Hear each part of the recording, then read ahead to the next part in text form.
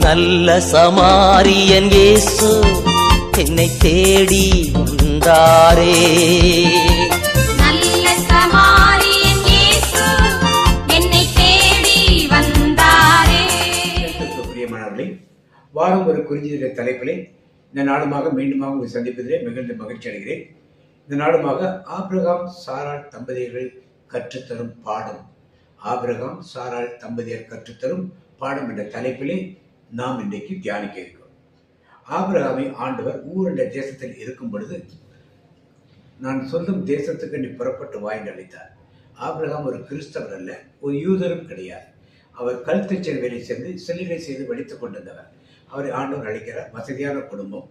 அழைக்கும் பொழுது ஆண்டவருடைய சத்தத்துக்கு கேள்விப்பட்டு, எந்த ஆண்டவர் என்று அறியாமல், எந்த தேவன் என்று அறியாமல், எத்தனையோ தெய்வங்களை அவர்கள் வழிபட்டுக் கொண்டிருந்தார். அறியாத ஒரு தேசத்துக்கு புறப்பட்டு வந்தது அவருடைய கீழ்ப்படுதலை காண்பிக்கின்றது. இரண்டாவதாக, அவர் மனைவி மறுபடியாக இருந்த மனைவி மறுபடியில் உதாசீனம் பண்ணி அவளை விட்டு வந்து விடாமல் அவளது மனைவியும் கூட அழைத்து கொண்டு வருகிறார். எந்த அலட்சியத்தையும் அங்கே அவர் காட்டவில்லை. மூன்றாவதாக, அவர் ஒரு பலிபீடம் கட்டி கர்த்தரை தொழுது கொண்டார் என்று தெரியும். தேவன் எப்படி அவரை தொழ வேண்டும் என்று விரும்புகிறாரோ அதை அறிந்து அவர் செயல்படுகிறார் என்பதை நாம் பார்க்க வேண்டும். நான்காவதாக, வாக்கு தத்தம் உடனே நிறைவேறவில்லை. உன்னை பெரிய இனமாக்குவேன், பெரிய ஜாதியாக்கு என்று சொன்னார். இதுவரை 65-70 வயதில் அவர் அளித்திருந்தால், அவருக்கு 99 வயதாருக்கு வரைக்கும் குழந்தை பிறக்கவில்லை. வாக்கு தத்தம் நிறைவேறும் என்று நம்பி இருந்தார். ஐந்தாவதாக, சாராள் சொன்னபடி கீழ்ப்படிந்து ஆகாரை தன் மனைவியாக மறுமனையாட்டியாக ஏற்றுக்கொள்கிறார். ஆகார் மறுமனையாட்டியை துரத்த சொல்லும் பொழுதும் அது சொல்லி மனைவி சொல்லுக்கு கீழ்ப்படிந்தவராக இருக்கிறார். பக்தி முயற்சியோட இருக்கார். ஆண்டுடைய தூதர் வரும்போது முகம் குப்புற விழுந்து ஆண்டவரை வணங்குகிறார். இந்த பக்தி முயற்சியை ஆபிரகாமத்தை நாம் பார்க்கிறோம்.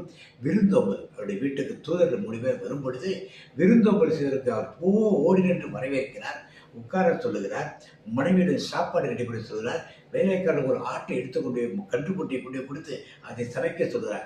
அவ்வளவு வயதான காலத்தில் இருந்தாலும் அவரே ஓடி தேடி சென்று கன்றுக்குட்டியை பிடித்து கொண்டு வந்து அவரிடம் கொடுத்து சமைக்க சொல்லுகிறார். எப்படிப்பட்ட ஒரு விருந்தோம்பலை அவர் பார்த்திருக்கிறார் பாருங்கள். அடுத்ததாக, சொந்தக்காரனாகிய லோத்தை உடன் அழைத்து வந்தார். உடன் அழைத்து வந்து மட்டுமல்லாமல் அவரோடு அவர் பெரிய மேற்பர்கள் 2 பேருக்கு சண்டை வந்த பொழுது நல்ல விதமாக சொல்லி, உனக்கு இஷ்டமான இடத்துக்கு நீ போ என்று சொல்லி லோத்தை அனுப்பி வைக்கிறார். மீண்டுமாக லோத்தை ஒரு சில ராஜாக்களோடு சேர்ந்து பிடித்து கொண்டு போய்விட்டார் என்று தெரிந்த பொழுது தன்னுடைய ஆட்களை கூட்டிக் கொண்டு வந்து லோத்துக்கை காப்பாற்றுகிறார்.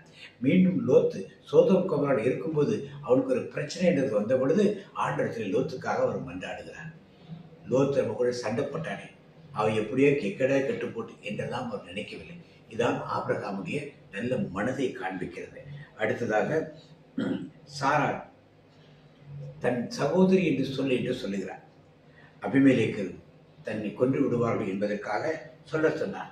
கற்பம் அவர் மனதை அடைத்திருந்ததை அவர் எழுந்திருந்தார்.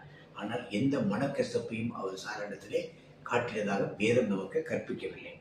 விசுவாசத்தின் உச்சமாக, உன் ஒரே மகனை நீ பலியிடு ஆண்டு சொல்லும் பொழுது அதை பலியிடவும் தயாராக அவர் மகிழ்ச்சியோடு அந்த மோரியா மலைக்கு செல்வதை நாம் பார்க்கிறோம். 107 வழியிலே சாராள் மரித்த பொழுது அவளுக்காக அழுது புலம்பி அவளை தன் சொந்த நிலத்தில் அடக்கம் செய்ய வேண்டும் என்று அதை செய்வதையும் நாம் பார்க்கின்றோம். மகன் ஈசாக்கு வளர்ந்த பிறகு அவர் ஒரு கோடீஸ்வரன். கானான் தேசம் முழுவதும் அவருக்கு சொந்தம். ஆட்டு மந்தைகள், மாட்டு மந்தைகள், ஏராளமான சொத்துக்கள் இருந்தது.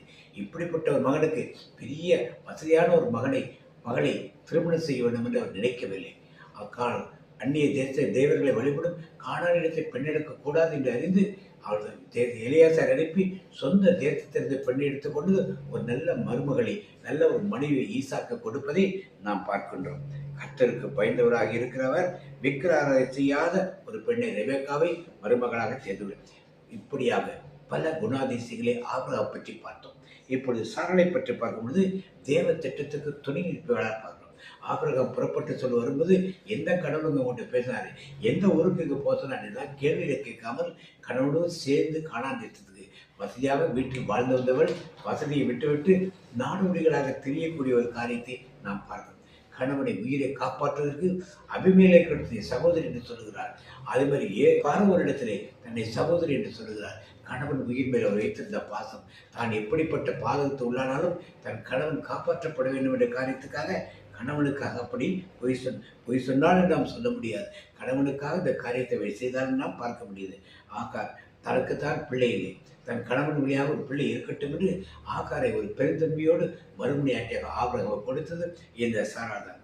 கர்த்தருடைய தூதரை உபசரிக்கும் பொழுது அவள் தானே மாவை எடுத்து பிசைந்த அப்பம் சுட்டு அந்த தூதரை பரிசைக்கிற ஒரு ஒரு குணத்தையும் நாம் பார்க்கிறோம். 90 வயதில் குழந்தை பெற்றபடி 90 வயதில் குழந்தை பெற தன்னை முழுமையாக ஆண்டவருக்கு ஒப்புக் கொடுத்தார். பிறந்த குழந்தையை வளர்ப்பதிலும் கண்ணும் கருத்துமாக இருந்து அந்த குறைகளை எல்லாம் பார்த்து பெரிதுபடுத்தார். ஆபிரகாமும் சரி, சாராளும் சரி, குறைகளை பெரிதுபடுத்தார். நிறைகளை வைத்து ஒருவரோடு வாழ்த்து வந்த இந்த காரியம் எல்லாம் நமக்கு ஒரு முன்னுதாரணமாக இருக்கிறது.